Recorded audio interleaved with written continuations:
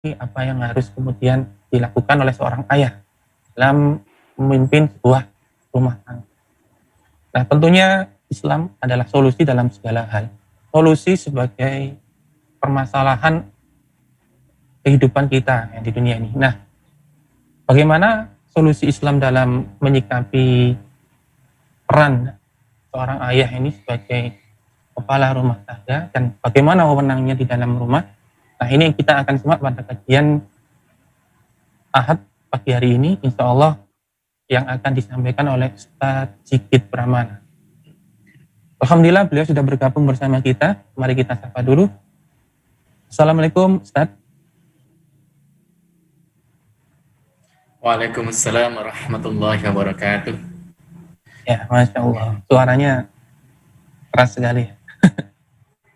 Mic-nya baru sebenarnya. Amin. Apa kabar Ustaz? Sehat? Bi khair, alhamdulillah. Bagaimana Mas Fajar? Sehat juga ya? Alhamdulillah. Sehat Ustaz. Berkat doa panjenengan. Amin, amin. Baik pemirsa Itu Berkah dan Baitul Ilmi TV, untuk mengefektifkan waktu, mari kita simak kajian kewenangan ayah di dalam Islam yang akan disampaikan oleh Ustaz Sigit Pramana. Pada Ustaz Sigit, monggo, tafadhol. Ya, jazakallahu khair. Bismillahirrahmanirrahim. Assalamualaikum warahmatullahi wabarakatuh. Alhamdulillah rabbil alamin wa bihi nasta'in ala dunya waddin wassalatu wassalamu ala asrafil anbiya wal mursalin sayyidina wa maulana Muhammadin wa ala alihi wa sahbihi ajma'in. Rabbi shrah li sadri wa yassir li amri wal 'uqdatam min lisani qawli bi zidni sukhti fahman. Allahumma shalli wa sallim ala sayyidina Muhammad wa ala alihi wa sahbihi ajma'in. Pemirsa Baitul Ilmi TV dan yang dirahmatillah Allah, alhamdulillah kesempatan pagi yang ini, meskipun di Kota Malang khususnya ini kan juga agak mendung ya, ada gerimis tadi pagi ya. Semoga ini tidak mengurangi semangat kita untuk thalabul ilmi, menuntut ilmu bersama-sama dengan kami di Baitul Ilmi TV dan Hidup Berkah Channel. Dan pada kesempatan pagi hari ini saya akan menyampaikan dan berbagi ilmu di salah satu kitab rujukan kami, yaitu Nidhamul Istima' fil Islam, yang ditulis oleh Syekh Taqiyuddin Nabhani, seorang mujtahid yang itu mutakhirin ya, yang itu senantiasa menyampaikan ya terkait pemikiran-pemikiran Islam seperti apa. Salah satunya adalah di sistem pergaulan Islam. Salam dan salawat senantiasa terlimpah dan bahkan kepada uswah kita Nabi Muhammad SAW, beserta para sahabat, keluarga dan pengikutnya yang senantiasa istiqomah dalam menjalankan syariatnya, baik dalam kehidupan pribadi, bermasyarakat, termasuk juga dalam bernegara. Insya Allah kita semua termasuk di dalamnya. Alamin. Para pendengar Baitul TV dan Berkah Channel Allah, jika sudah disampaikan oleh moderator pengantar, tema ini penting untuk kita, karena sekali lagi sekarang di sistem kapitalisme sekuler, ya, di mana sesuatu berdasarkan materi, ya, baik itu terkait dengan uang, harta dan sebagainya, ya, maka kita lihat terkait dengan kondisi tangga atau keluarga di kaum muslimin yang ada di sistem sekarang ini menjadi suatu hal yang itu ujian yang cukup berat. Ya.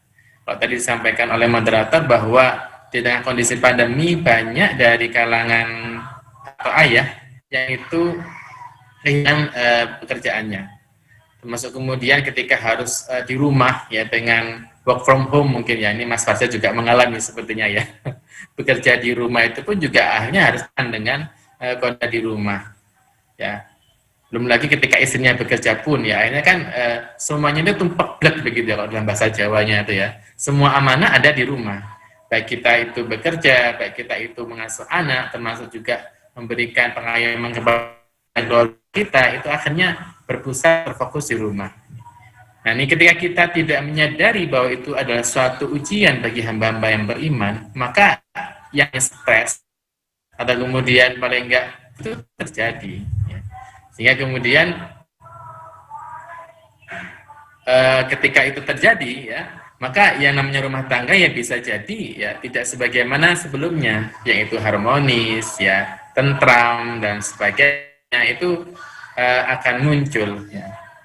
Apakah ini kemudian terus-menerus harus kita alami begitu ya?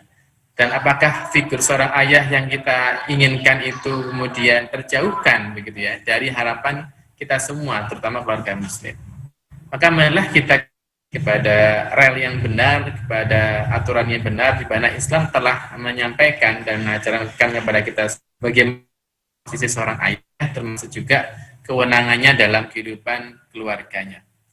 Baik pemirsa yang dirahmati Allah, dalam kitab yang saya kutip di kitab Nizamul Ijtima' fil Islam disampaikan ya di satu bab yang sebenarnya cukup ringkas bahasanya, itu satu halaman untuk membahas kondisi ayah dan tanggung jawabnya kan sebenarnya kurang ya. Tapi ternyata beliau Syekh Taqiyuddin Nabhani itu menyampaikan daripada kewenangan ayah itu seperti apa.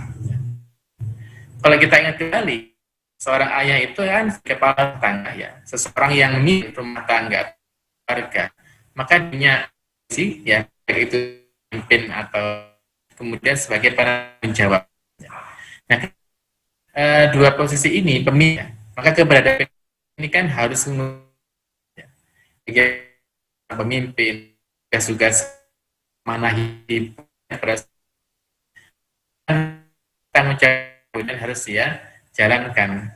Apakah dia sudah cukup untuk menjalankan tanggung jawab istrinya atau anak-anaknya, ataukah yang lainnya? Ini yang kemudian perlu untuk kita lihat kembali. Sehingga paling tidak harapan kami ketika menyampaikan materi ini adalah pribadi seorang ayah atau tetangga, juga mungkin masalah yang juga sudah berkeluarga yang masalah ya dengan 2 putra insya Allah ya, semoga kita tersadarkan dan teringat kembali dan tidak menutup kemungkinan bagi yang belum berumah tangga untuk sebagai bekal bagi panjenengan semua yang belum berumah tangga ya, masih jombloan atau jomblowati mungkin dalam bahasa sekarang, begitu ya Mas Fajar ya. Baik, kemudian apa sebenarnya kewenangan ya seorang ayah dalam berumah tangga? Dirinya sebagai wali ya, atau wakil dalam urusan anak-anaknya. Ya. Anak itu belum istilahnya bagi ayah. Seorang manusia atau seorang hamba itu kan ketika dia belum balik ya, ketika dia itu juga masih dalam kondisi gila ya, itu kan tidak dihisap ya, atau tidak dimintai pertanggungjawabannya. Sehingga ketika di kondisi seperti itu banyak ada yang mensupport atau mendukung atau paling tidak untuk membantu ya kebutuhan aktivitas yang ada di kehidupan saya.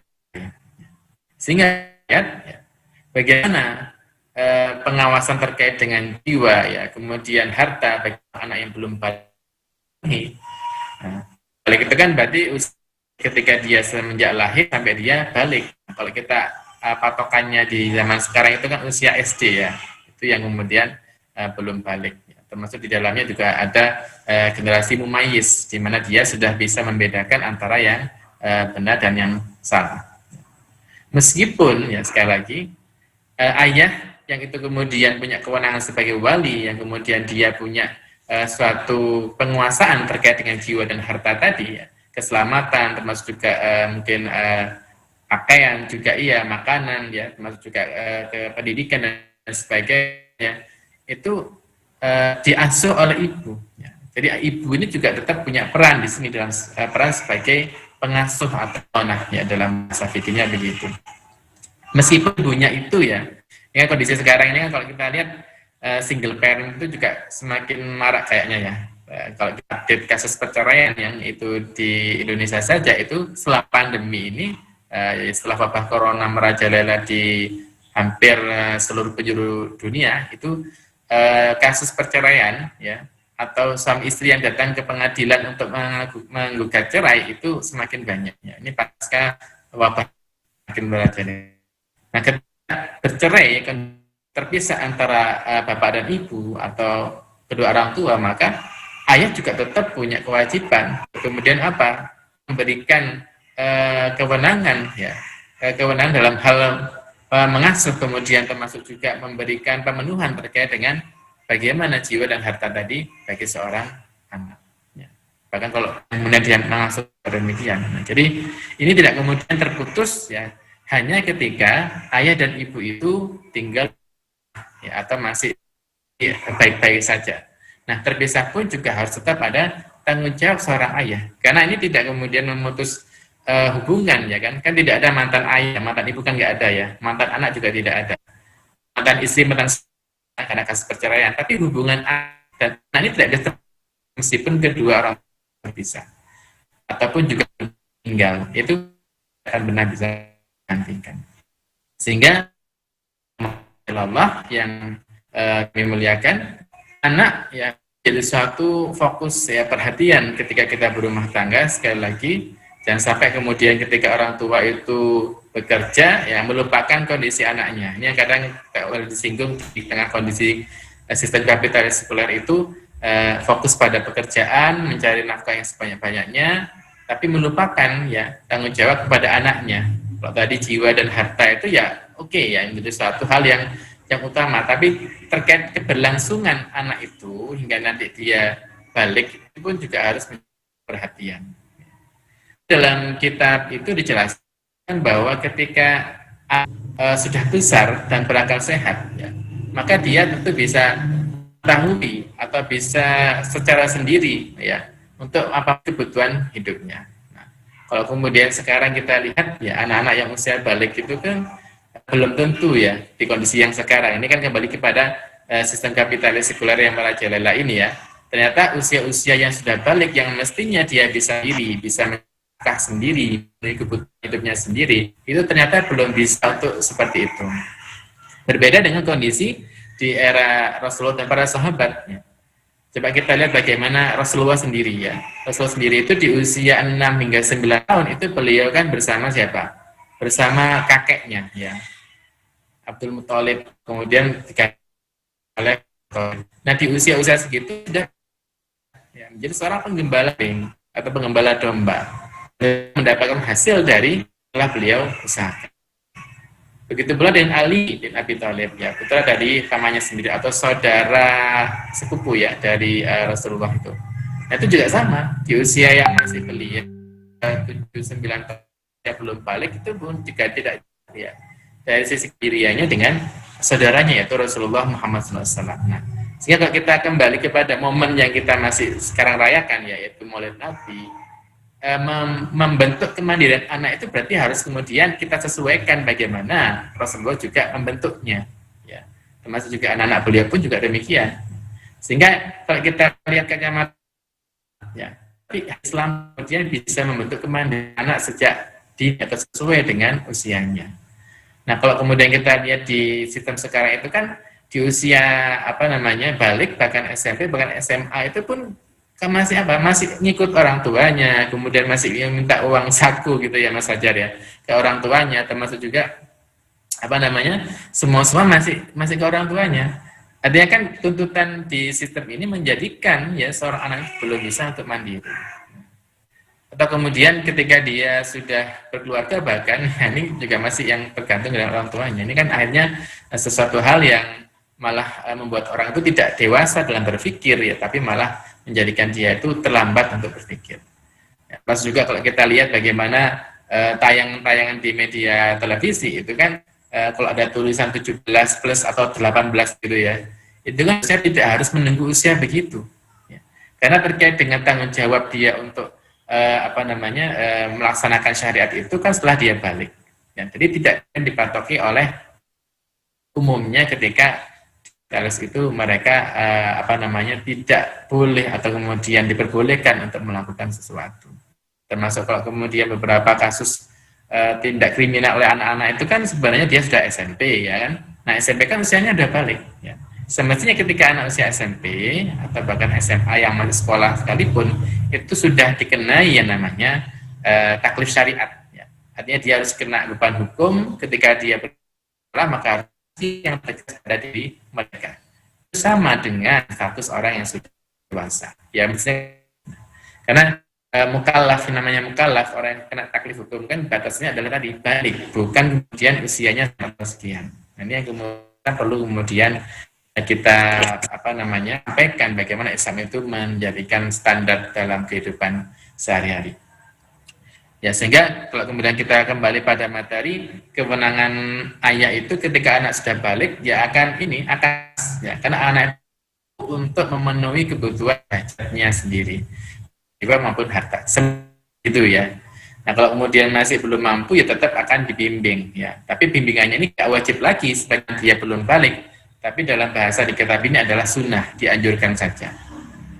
Bagaimana dengan anak yang tidak berakal sehat, ya. Misalkan dia gila, idiot, ya, atau keterbelakangan mental lah dalam bahasa sekarang, ya, maka dia tidak punya kewenangan meskipun dia sudah dewasa sekalipun. Untuk apa? Untuk memenuhi hajatnya. Ya, bagaimana bisa seorang yang gila, seorang yang idiot itu memenuhi kebutuhan dirinya, sedangkan dia sendiri tidak tahu apa yang dia butuhkan, ya kan? Tentu ini harus ada orang yang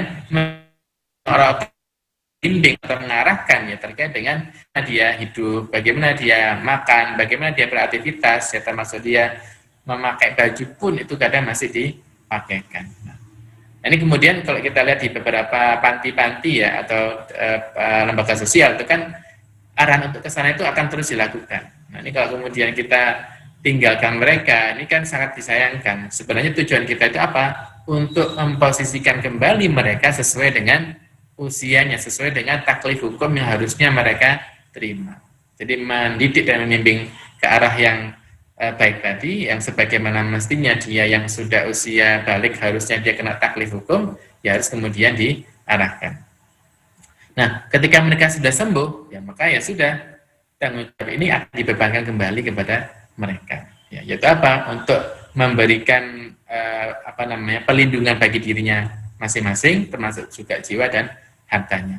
Sehingga ketika tadi kalau saya sampaikan, bagaimana kalau mereka masih baru sembuh dan masih belum secara untuk, ya maka ya butuh bantuan orang tua atau ayahnya terutama dalam hal ini, meskipun itu dihukumi sunnah atau dianjurkan saja. Ya, karena ketika sudah usia balik dan dia sudah mampu untuk mengarah pada suatu kemandirian, ya maka ya sudah, ini menjadi tanggung jawab mereka masing-masing. Itu untuk pengantar di kesempatan pagi hari ini terkait dengan kewenangan ayah, yang intinya ayah sebagai wali yang punya tanggung jawab untuk membimbing, mengarahkan anak-anaknya hingga dia menjelang usia balik, ya. Dan harapannya ketika balik dia sudah punya bekal, ya, seorang anak tadi untuk mengarungi kehidupan yang baru.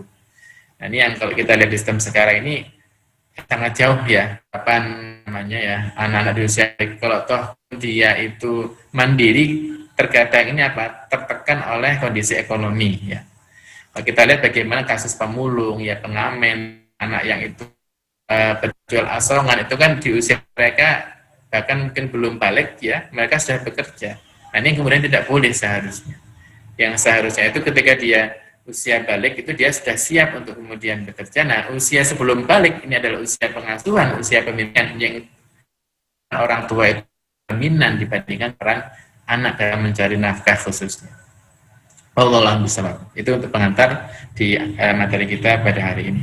Monggo, Mas Fajar disambung kembali. Ya, terima kasih Ustaz Sigit atas materi pengantarnya. Ya, sebelumnya kami sampaikan kepada pemirsa Ibtu Berkah dan Baitul Ilmi Channel, silahkan untuk menyampaikan pertanyaannya melalui kolom komentar di YouTube.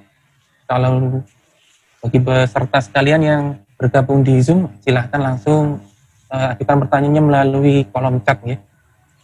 Tafadhol, kami tunggu. Ya, baik. Menarik sekali Ustaz Sigit terkait dengan kewenangan ayah dalam Islam ini, khususnya kepada anak. Nah, terkadang kita juga menjumpai sebuah kasus, ya, di masyarakat bahwasanya terkadang seorang anak itu juga tidak memiliki seorang ayah, entah karena bercerai ataupun karena ditinggal ayah tersebut, tinggal mati. Nah, lalu bagaimana yang mengasuh anak ini? Mungkin bisa disampaikan. Ya, nah, kalau tadi saya sampaikan ketika bercerai tetap tanggung jawab ayah ada, ya, sampai anak itu balik, ya, baik itu anaknya laki-laki maupun perempuan di pernikahannya sebagai wakil menikahkan anak itu lain. Dan bagaimana yang sudah meninggal, ya, maka ada namanya wali. Ya, wali artinya ya wakil tadi. Ketika orang tuanya tidak ada, maka ada wali atau kerabat yang mengasuh anak tadi. Terus juga untuk memberikan jaminan keselamatan, keamanan, termasuk juga nafkah. Sehingga ini kalau dalam sistem Islam itu kan dalam bab ini ya bab waris, juga pembagian harta waris itu kan di sana ada penjelasan juga terkait dengan siapa-siapa yang itu berhak mendapatkan waris dan siapa yang tidak. Termasuk nanti juga disinggung ya terkait dengan siapa yang akan mengasuh ya anak bagi orang-orang yang ditinggal orang tuanya dan sebagainya. Sebenarnya sudah pernah saya singgung di materi sebelumnya bahwa memang ketika ada ya Rasulullah ya kita bisa melihat Rasulullah bapaknya meninggal, yang menjualnya siapa? Kakeknya, gitu kan ya. Yang ketika kakeknya tidak ada siapa? Pamannya. Nah ini kemudian menjadi suatu hal yang harus dilihat ya. Nggak kemudian tiba-tiba ya harus ibunya karena ibunya masih ada. Nah ini ibu itu kan juga punya keterbatasan. Ya. Nah kawan ayah ini harus tergantikan dengan para wali tadi. Bisa kakeknya, ya kakek kandung, ayah atau paman kandung atau saudara laki-laki dari ayahnya. Ya ini kemudian lebih diutamakan. Nah baru kalau ada yang dari ayah, maka dari ibu. Nah ibu misalkan ibu punya kakek ibu lain bahas ke keluarga ayah dulu sebagai wali atau yang mewakili orang tuanya untuk membimbing atau memberikan pengayoman kepada anak, baru kemudian keluarga dari pihak ibu. Itu yang kemudian saya dapatkan ya terkait dengan bagaimana terjadi. Wallahu a'lam. Jadi kembali kepada walinya tadi. Bisa jadi saudara ayahnya atau keluarga ayahnya begitu gitu. Ya. Ya, betul. Nah, kalau kita jumpai sekarang itu kan kebanyakan anak-anak yang sudah ditinggal ayahnya itu di zaman sekarang, zaman kapitalisme itu justru malah ibunya yang mengerahkan seluruh tenaganya untuk menafkahi. Bahkan tidak bekerja keras dari keluarga, ya. Betul. Tidak sedikit dari keluarga ayah itu justru malah aduh, bahkan kurang berkenan untuk kemudian memberikan nafkah. Juga tidak sedikit juga kita menjumpai banyak anak-anak di panti asuhan ya. Karena ibunya ini merasa kurang mampu, akhirnya dititipkan ke panti asuhan dengan harapan bisa terpenuhi kebutuhan pokoknya dan sebagainya. Nah kalau di zaman Islam apakah ada tempat-tempat seperti panti asuhan ini? Jadi terkait dengan kesejahteraan pada rakyat pada individu, kemudian tadi dijawabkan ketika seorang ayah meninggal dan istri dan anak begitu ya. Sedangkan istri ini kemudian dituntut untuk bekerja mencari nafkah. Kewajiban mencari nafkah itu pundak laki-laki atau di pundak ayah. Kemudian ke atas, kalau kemudian ayah tidak ada ya ke para wali tadi. Bisa kakeknya, bisa kemudian pamannya dan sebagainya. Dan Rasulullah telah mencontohkan itu. Ya. Bagaimana Siti Aminah, ya ibu Rasulullah yang bekerja ada yang itu mewakili Rasulullah yaitu Abdullah ya, ayah dari Rasulullah itu sendiri. Kalau kita lihat itu sebenarnya tidak hanya sekedar keinginan atau kemauan dari individu. Ya. Ternyata Islam sesuatu yang itu agung dengan apa? Penjaminan kesehatannya. Nah, ayatnya baik maupun laki-laki ya itu yang sudah menikah atau yang belum itu tidak terpenuhi atau dalam kondisi yang tidak sejahtera, entah itu fakir, miskin dan sebagainya. Maka tanggung jawab negara untuk apa? Untuk mengayomi, untuk mensejahterakan. Begitu pula ketika seorang istri atau seorang perempuan yang tidak memiliki suami meninggal atau ditinggal bersih, misalkan begitu ya, ada yang kemudian syahid meninggal. Nah ini bagaimana? Ya tentu harus ada yang mengayomi istri-istri para mujahid tadi, ya, orang yang syahid di jalan Allah tadi. Ya, termasuk orang yang meninggal karena sakit dan sebagainya, berarti juga sama seperti itu. Termasuk anak-anaknya. Jadi selama dia tidak punya wali misalkan, tidak punya kakek, tidak punya saudara, maka ya negara yang akan dimintai tanggung jawab. Nah, kalau memang kakek dan saudaranya yang lain itu tidak mampu, ya kembali ke negara. Ya, jadi memang kita ke wali dulu. Kalau walinya memang tidak mampu, kembali ke negara. Artinya peran negara ini harus terlibat langsung dalam pengayoman ya warga negaranya, baik itu kaum muslimin maupun yang non muslim.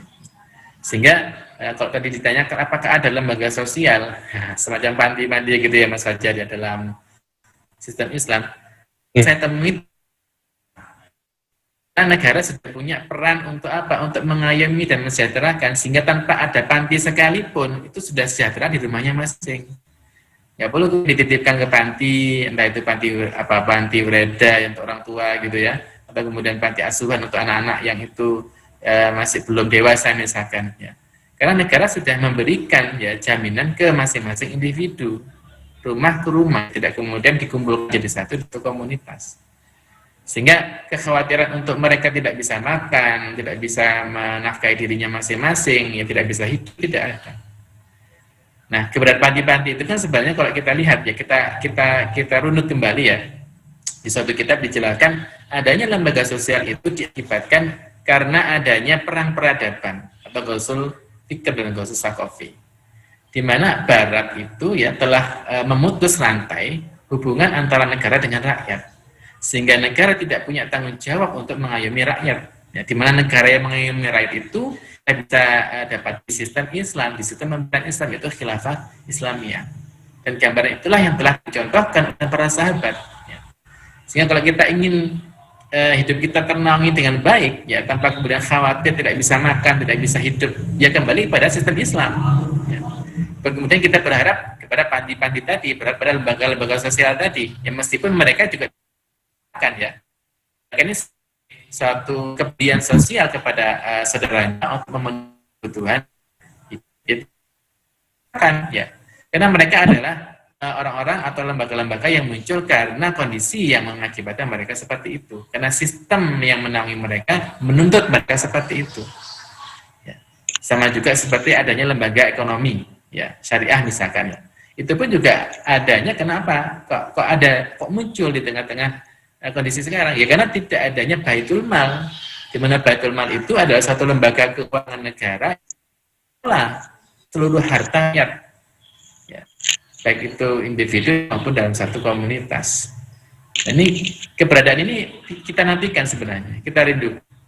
Sehingga kalau coba ada permasalahan dan dampaknya itu sebenarnya kenapa kok ada masalah itu, kenapa kok pendapat sekian seperti ini ya, karena sistem ini bukan sistem yang sahih, bukan sistem yang benar, sehingga akan melahirkan berbagai macam permasalahan dan hanya diselesaikan dengan solusi yang pragmatis, solusi yang sementara, ya kan? Yang fundamental itu kembalinya lagi Islam sebagai suatu tanggungan bagi kita semua, itu yang kemudian ditiadakan.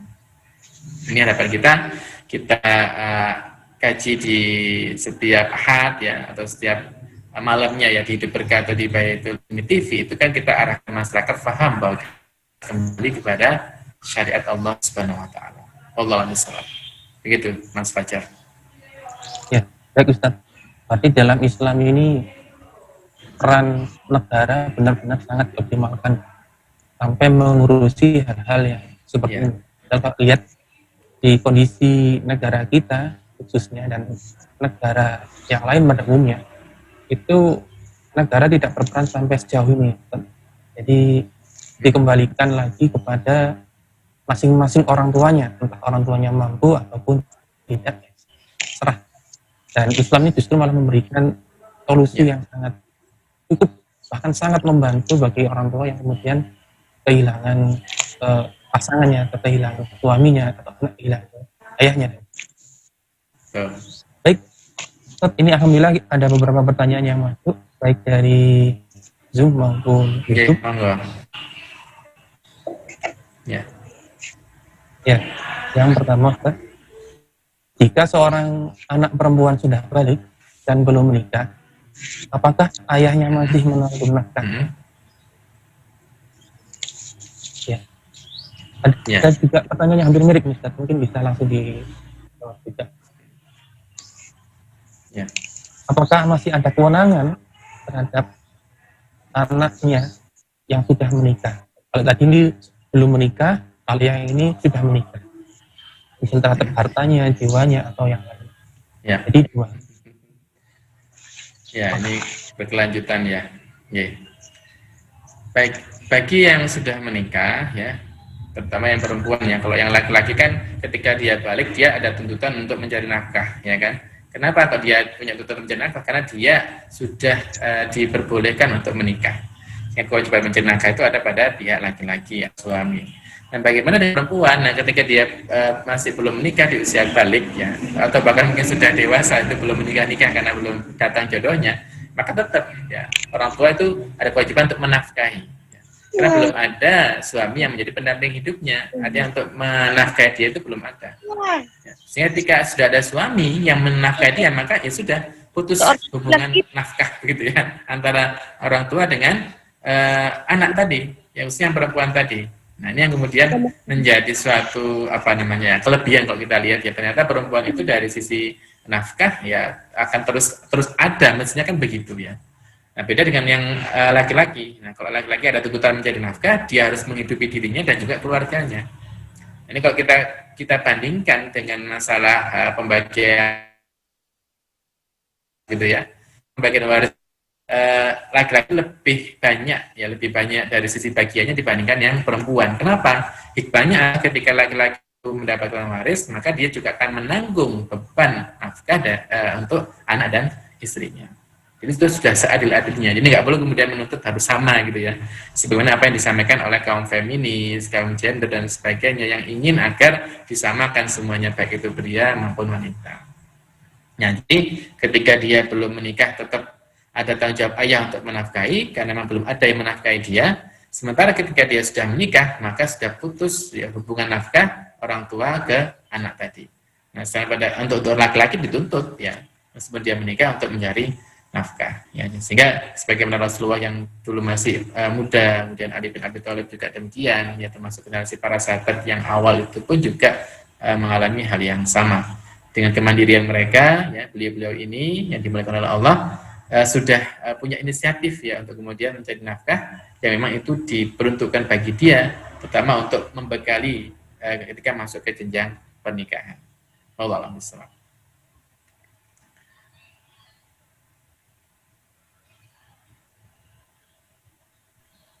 Ya, luar biasa. Berarti seorang ayah ini memang benar-benar diminta mampu bisa memberikan ibaratnya adalah sebuah tanggung jawab yang besar, memiliki tanggung jawab yang besar. Iya, betul. Baik Ustadz, sambil menunggu pertanyaan yang lain masuk pada pemirsa Baitul Ilmi TV dan Hidup Berkah, silahkan jika ingin bertanya, masih kami buka kolom pertanyaan. Nah Ustadz, yang ingin saya singgung juga, kalau tadi kasusnya adalah anak itu balik, belum mampu mandiri. Nah, bagaimana ketika seorang anak itu sudah mandiri atau merasa sudah mandiri, nah kemudian anak ini menyebabkan tidak mau diatur oleh orang tua. Jadi, saya ini sudah bisa mandiri. Ayah jangan ikut-ikut dalam mencampuri tujuan hidupku dan sebagainya. Nah ini bagaimana menyikapi misalkan seorang anak yang masih belum menikah, masih dalam pengasuhan orang tuanya, mungkin merasa mandiri atau mungkin sudah kerja juga mampu menghasilkan nafkah, akan tetapi menyebabkan kurang atau bahkan tidak mau diatur atau menurut dengan orang tuanya. Jadi sudah merasa bisa kemudian tidak mau menerima bantuan, nantinya kan begitu ya. Jadi memang kondisi ini juga harus kita bisa sadari ya terkait dengan kenapa kemudian setelah balik ya bagi seorang anak itu sudah terlepas ya tanggung jawab seorang ayah dalam rangka untuk menghantarkan dia kepada aktivitas atau kehidupan selanjutnya ya. Jadi orang tua itu nggak kemudian lepas tangan begitu juga tidak, tetap akan mengarahkan, memberikan masukan ya sebagaimana tanggung jawab seorang hamba dengan yang lainnya ya, wa ta'awanu 'alal birri wat taqwa wa la ta'awanu 'alal itsmi wal 'udwan ya, tolong menolong dalam kebaikan dan ketakwaan, bukan dalam kemaksiatan. Itu akan terus berlangsung, tidak hanya dengan orang yang seusia, tapi dengan orang yang berbeda usia. Contohnya adalah antara orang tua dan anak kepada orang tua. Kayak kemudian hanya orang tua yang menasihati anak saja. Anak pun juga ketika anaknya itu adalah anak yang benar dari sisi pendapat, maka akan mengingatkan dan menyadarkan kedua orang tuanya. Jadi hubungannya sudah hubungan antara sesama manusia kalau sudah seperti itu, bukan lagi kemudian terbatas antara hubungan orang tua dan anak. Nah, untuk masalah pengayoman tadi, nafkah dan kemudian penjaminan keselamatan, kemudian penghidupan yang layak, itu kan ketika anak sudah mampu untuk memenuhinya, ya maka sudah diserahkan kepada anak. Tapi jangan lupa, kita masih punya hubungan hablum minan nas, ya, hubungan antara sama manusia, yaitu ada saling ta'awun, ya, kemudian saling tolong-menolong, ya, dan lain sebagainya, yang itu menjadi satu hal yang harus terjadi. Nah, bagi anak-anak yang seperti itu, ya, berarti mereka mengingkari hubungan tadi sebenarnya kalau kita bisa melihat begitu. Bahwa ketika kita diingatkan orang tua, kemudian diarahkan oleh orang tua, itu satu bentuk kasih sayang sebenarnya orang tua kepada kita. Ya, mumpung orang tua kita masih ada, kita masih tinggal bersama orang tua, ya mari kita manfaatkan. Nggak kemudian kita tak repoti orang tua aja, nggak seperti itu ya, yang nggak seperti itu juga. Ya, tetap harus ada batasan, mana yang kemudian bisa kita bicarakan bersama dan mana yang tidak. Apalagi kalau sudah berumah tangga, itu kan ada kewenangan khusus, kewenangan khusus, artinya ada batasan, mana yang itu bisa kemudian disampaikan ke orang tua dan mana itu merupakan rahasia rumah tangganya. Ya, kalau misalkan masih tinggal bersama dengan orang tua kan dalam satu rumah misalkan, itu yang kemudian harus terjadi. Nah, sehingga dalam hal yang seperti ini tetap ya saling mengingatkan, tolong menolong itu menjadi suatu hal yang harus terjadi dimanapun. Tidak hanya dengan yang seusia, dengan yang berbeda usia, bahkan dan orang tua dan dengan anak pun juga harus terjadi hal yang demikian. Ya, kemudian karena sudah merasa mandiri nggak butuh orang tua, ya. Bukannya kita nggak butuh, justru orang tua yang butuh kita terkadang, gitu ya Mas Fajar ya. Apalagi orang tua kita sudah sepuh ya, sudah tua ya, tidak bisa menafkahi. Akhirnya kan kita yang menafkahi mereka. Ya. Apalagi kita seorang laki-laki ya sebagai ahli waris orang tua kita, jika orang tua kita meninggal, dan itu harus menafkahi yang menjadi tanggungan kita. Ya, baik itu adalah saudara kita, baik itu juga mungkin orang tua kita yang perempuan, nah itu pun juga harus menjadi suatu hal yang harus kita jalankan gitu ya. Ya kemudian kita putus hubungan itu kemudian nggak menghiraukan orang tua kita, ya merasa jauh dari orang tua kita sampai orang tua kita masukkan ke panti jompo atau tempat penitipan orang tua, ini yang kemudian tidak boleh. Sehingga ya tadi Islam tadi meniadakan hal-hal yang itu akan merusak hubungan antara orang tua dan anak tadi. Baik, itu Mas Fajar, mohon maafin ada gangguan di rumah. Ada anak-anak juga ini banyak. Mohon maaf. Ya, jadi Islam ini tetap menjaga hubungan baik antara orang tua maupun anaknya. Anak kepada orang tua sebagai bentuk berbakti pada kedua orang tua, dan orang tua pun memberikan kasih sayangnya atau perhatiannya kepada anak. Meskipun anaknya ini sudah mandiri begitu gitu. Alhamdulillah, ini ada satu pertanyaan masuk lagi, Ustaz. Jika sudah menikah dan tinggal dalam satu rumah dengan orang tua, baik itu laki-lakinya ini tinggal di rumah orang tuanya atau tinggal di pondok mertua indah, nah, bagaimana Ustaz pengaturan kewenangan dua ayah dalam satu rumah? Dua ayah dalam satu rumah itu maksudnya ini ya, kakek dan ayahnya gitu ya. Dua ayah dalam satu rumah. Jangan sampai ayahnya dua, ini bahaya, nggak boleh ya kalau ayahnya dua. Kita nggak mengenal itu yang suaminya dua, istrinya satu itu nggak boleh ya. Jadi maksudnya itu antara kakek dan ayahnya mungkin ya. Jadi begini, seperti yang tadi saya sampaikan, kewenangan dalam satu rumah tangga itu adalah kewenangan ayah atau kepala rumah tangga di keluarga itu. Sementara di keluarga yang lain, jika itu tinggal satu rumah, misalkan kita dan orang tua kita, di mana kita belum mampu ya untuk membuat rumah sendiri atau tinggal terpisah dari orang tua kita, atau mungkin bisa jadi orang tua kita ikut kita. Nah, ini kan terjadi juga banyak seperti itu ya. Tidak hanya kita yang mengikuti orang tua, bisa jadi karena orang tua kita sudah sepuh mengikuti kita. Nah, sehingga kembali kepada tadi keluarga masing-masing. Ketika kita sudah punya kepala rumah tangga sendiri-sendiri, maka tanggung jawabnya ya di masing-masing ayah tadi. Tidak boleh kemudian ya sang kakek ini mencampuri urusan keluarga anaknya. Allah Ta'ala kemudian memberikan masukan, arahan, ya sebagaimana tadi, ketika sudah balik, maka putuslah terkait dengan nafkah, putuslah terkait dengan tanggung jawab secara keselamatan dan pemenuhan hidup, ya. Idealnya kan begitu ya. Tapi kalau kemudian masih harus tergantung, ya secara pelan-pelan harus kemudian diajak untuk mandiri, ya tidak masalah. Ya. Tapi tidak kemudian ya berwenang secara penuh, atau bahkan mungkin bisa jadi kakeknya lebih dominan dibandingkan ayahnya. Ini tidak boleh. Bahkan kalau kemarin saya sempat nonton di televisi ya, ada suatu film yang mungkin juga Mas Fajar juga pernah nonton ya. Boleh saya sebut filmnya? Kayaknya nggak usah ya. Di situ tuh ada cerita seorang laki-laki, ini juga sinetronnya berseri di satu stasiun televisi, ketika dia sudah punya istri, ya, dan dia punya anak, dan ternyata istrinya ini apa? Meninggalkan dia. Dan sang laki-laki ini bersama orang tua dan saudara yang lain. Selama istrinya itu meninggalkan dia, kebetulan meninggalkannya di luar negeri ya, untuknya ini kisah fiktif ya, masih ini apa? Belum kisah nyata. Ya bisa jadi ada yang nyata, cuma kita kan nggak nemukan. Itu sang suami ini menikah lagi ya dengan wanita lain.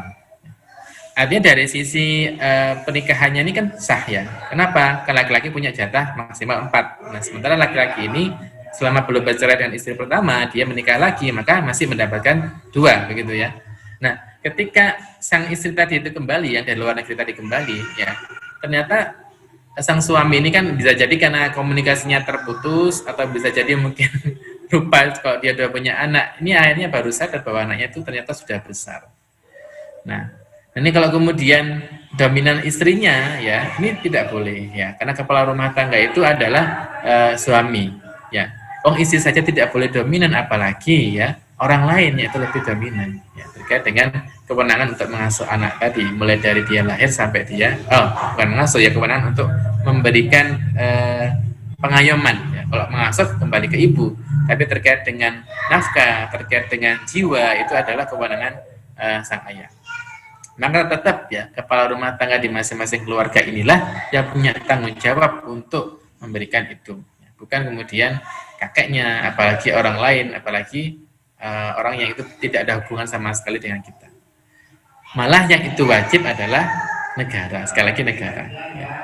Jadi ketika itu ayah sudah tidak mampu, ya kakek juga tidak ada, artinya wali-wali yang lain tidak ada, maka ya negara yang akan berperan serta dalam rangka untuk mensejahterakan sang anak tadi, termasuk juga istri atau ibu yang ditinggal oleh sang ayah. Jadi begitu ya, kembali kepada masing-masing keluarga. Nonton saja. Oke, Ustaz. Jadi tidak perlu dalam satu rumah diberi sekat ya. Kalau sekat untuk tempat tinggal ya nggak masalah. Ya kan ada hayatul khos ya, hayatul am itu kan dalam pembahasan apa? Rumah kan ada. Ya. Mana yang kemudian boleh terlihat aurat dan tidak kan juga ada. Tapi dalam masalah komunikasi tetap harus berlangsung meskipun tetap ada batasan. Karena sudah berumah tangga sendiri, maksudnya begitu. Bisa. Nah, menarik sekali Ustaz. Namun yang menjadi pikiran bagi saya itu adalah seluar biasanya ajaran Islam ini ya mengatur dan memberikan pemahaman kepada kita. Dan dalam satu rumah, 2 kepala rumah tangga pun ada tuntunan. Nah, sebenarnya kalau di dalam Islam ini apakah pemahaman-pemahaman atau konsep-konsep seperti ini itu memang ada edukasinya Ustaz, atau hanya terbatas pada kajian-kajian tertentu dari mubalik tertentu gitu? Yeah. Ya, kalau saya ingat edukasi ini kan sebenarnya pemerintah sudah menjalankan ya di sistem sekarang, khususnya di Indonesia ya, di mana ada training pranikah ya, mungkin nggak tahu Mas Fajar melaksanakan kayak itu training pranikah atau bimbingan sebelum menikah. Di sana sebenarnya kalau saya lihat sekilas ada ya terkait pembekalan ketika menikah bagaimana dan seterusnya, termasuk untuk ketika punya anak dan sebagainya itu ada, meskipun tidak secara detail ya. Sebenarnya kalau kita kembali pada Islam itu sudah memberikan seperangkat aturan yang sangat detail. Tanpa kemudian dia menjalankan terlebih dahulu, dia sudah mengetahui mestinya kan begitu. dalam Al-Quran, dalam Al-Hadis, ijma sahabat, bahkan kias itu dipaparkan bagaimana manusia itu hidup dan beraktivitas mulai dia dari bangun tidur sampai dia tidur lagi, mulai dari urusan pribadi sampai urusan negara itu sudah diatur. Nah sebenarnya kalau kita mau mempelajari secara mandiri ya bisa, tanpa harus kita kemudian tergantung dengan para ustadz atau para mubalik gitu ya. Nah artinya harus ada memang kesadaran umum terkait dengan kewajiban kita untuk thalabul ilmi, menuntut ilmu terkait dengan kehidupan yang ada di dunia ini. Bekal apa yang harus kita miliki ketika kita akan misalkan menikah, ketika akan berumah tangga. Nah jangan sampai kemudian, ini pengalaman saya pribadi ya, ketika saya tidak mengetahui suatu hal ketika menikah atau suatu hal ketika punya anak, akhirnya apa? Saya kebingungan bagaimana ngurusi anak saya ini kan gitu ya, akhirnya kan begitu. Jadi kewajiban menuntut ilmu itu memang sekali lagi tidak dibatasi kondisi, tidak dibatasi usia, tidak dibatasi waktu. Sehingga ini yang menjadikan kita akan terus-menerus untuk thalabul ilmi, ya, menuntut ilmu dimanapun, kapanpun, dan di waktu apapun. Nah, Islam yang ketika sudah tersistem, ya, akan mengkondisikan itu sebenarnya.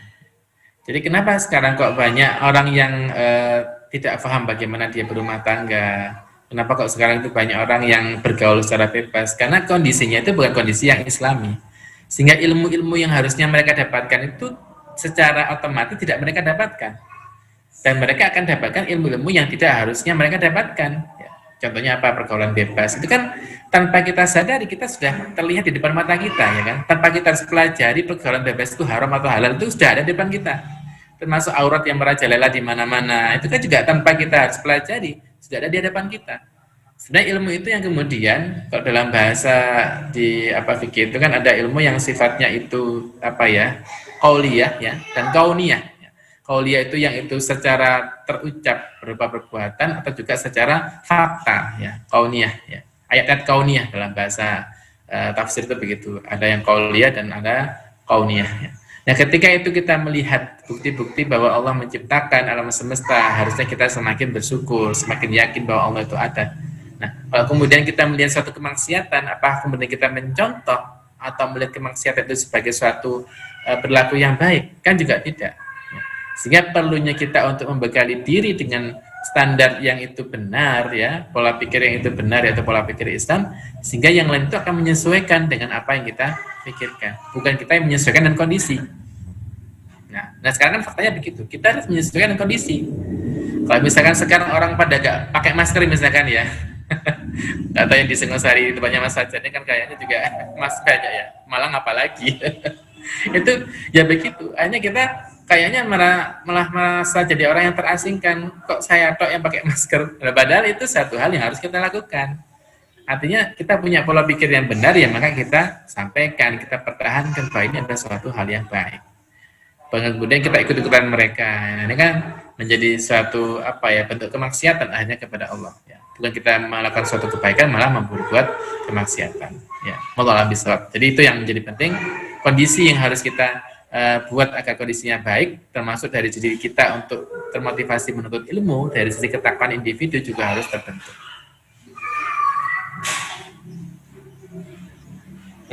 Berarti mau tidak mau ini kita sebagai seorang muslim, khususnya seorang ayah, atau lebih spesifik lagi bagi yang mau menikah, itu untuk nantinya menimba ilmu, khususnya ilmu tentang parenting atau kekeluargaan di Indonesia. Baik, Ustaz, alhamdulillah sudah pukul 9. Insyaallah kita bisa segera tutup ya. Kita sampai pada penghujung acara. Nah, sebelum kita tutup, saya sampaikan kembali kepada para pemirsa Hidup Berkah dan Baitul Ilmu TV untuk bagi mereka yang masih belum subscribe, nah ini silahkan subscribe dan jangan lupa dipencet tombol loncengnya biar mendapatkan notifikasi kajian terbaru baik dari Hidup Berkah maupun Baitul Ilmi TV. Baik Ustaz, sebelum kita tutup, barangkali ada yang mau diberikan kesimpulan terkait dengan tema pada ini. Ustaz. Pemirsa Baitul Ilmi TV dan Hidup Berkah channel yang dirahmati Allah. jika kita bicara kepada amanah ya masing-masing individu atau umat Islam, maka kita juga akan berbicara terkait dengan kondisi atau sistem yang mengarahkan kita untuk amanah dalam amanah kita masing-masing tadi. Mungkin dari segi ketakwaan individu dimanapun kita harapannya bisa amanah. Tapi ketika kontrol sosial termasuk sistem yang menaungi kita itu tidak mengarahkan pada kita amanah kita yang kita miliki ini, maka akan sulit atau menjadi ujian yang cukup besar. Termasuk ketika kewenangan ayah ini tidak tersampaikan, tidak terlaksana dengan baik, maka sekali lagi sebagaimana pengantar tadi tidak bisa dilepaskan dari kondisi atau sistem yang menaungi para ayah tadi. Maka harapan kita dan kita tolabul ini kita sama-sama bertukar pikiran terkait dengan solusi sebenarnya apa yang harus kita lakukan sekarang. Selain kita ketakwaan individunya kita munculkan, kita senantiasa menjadi orang-orang yang ikhlas dalam beramal sholih. Kemudian kontrol sosial, di mana masyarakat kita itu mengingatkan ketika kita berbuat salah dan sama-sama kita mengarah pada suatu kebaikan. Dan yang lebih penting lagi adalah peran negara untuk memberikan pengayoman atau riayah kepada ketiadaan negara, ya akhirnya permasalahan itu akan terus berulang. Ya.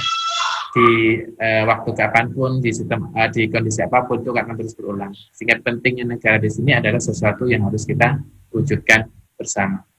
Negara apakah itu? Yaitu negara Khilafah Islamiyah Ar-Rasyidah. Wallahu a'lam bishawab. Wassalamualaikum warahmatullahi wabarakatuh. Waalaikumsalam. Alhamdulillah kami sampaikan jazakallah khairan katsiran pada Ustaz Dikit yang telah menyampaikan materi yang sangat luar biasa ini. Mudah-mudahan kita semua yang hadir di sini, baik yang di ruang Zoom maupun channel YouTube Baitul Ilmi TV dan Hidup Berkah, dijadikan oleh Allah sebagai keluarga yang sakinah, mawaddah, warahmah. Amin. Orang ayah yang menjadi seorang ayah diberikan kekuatan Allah, dimudahkan segala urusannya dan dilancarkan rezekinya. Alhamdulillah kita sudah sampai pada penghujung acara. Sebelum kita akhiri, saya sampaikan kepada para pemirsa sekalian, jazakumullah khairan kepada Anda sekalian yang telah memberikan perhatian dan partisipasinya. Baik, mari kita tutup terlebih dahulu dengan membaca doa penutup majelis. Subhanallahumma bihamdika, asyhadu an la ilaha illa anta, astaghfiruka wa atubu ilaik.